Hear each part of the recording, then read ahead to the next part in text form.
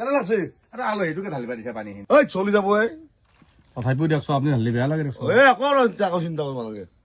কাকা এইগিলা ফিলিংছো নানে দে কাকা হা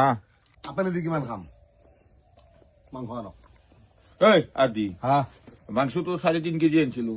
হা এই সৰতে কিবা ৰান্ধিছিলাচোন মাংস অলপ লৈ আছা মাংস আনবা দিয়া মাংস খাম অ মাতি দিলি হ'ল ঐ হৰদা হৰদা অলপ মাংস লাগিছিলে এই নিজে জাগে আম তাৰপৰা যা এ আহি যাব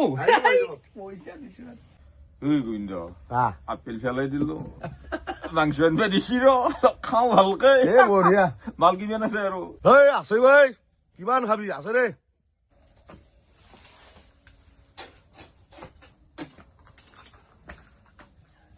দাদা কওকচোন দাদা কিয় মাতিছিল মাংস বনোৱা নাই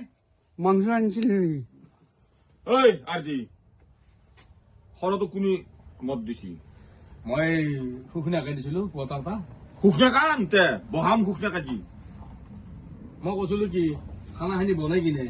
বস্তু অলপ খাবি এতিয়া নাজনো শুকনাক মাত শুনাৰ কি মই ৰান্ধবা আহিছো মাংসটো নাপোৱাই নাই মাংস ক'ত মই দালি ভাত বনাইছো চব্জি বনাইছো মই মাংস পোৱা নাই বিদ্যা আছে মা আছো মই এক টপো মুটেনি হলে মাল খনাই জানা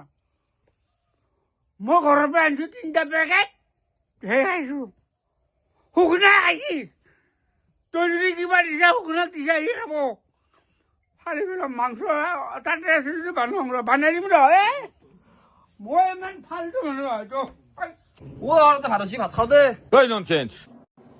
সৰতো কোৱাটাতো তই দিছে নহয় বদমাছ চাও তাৰ এতিয়া অৱস্থা লেল হৈ পৰি আছে চালা মাংস বনা পালো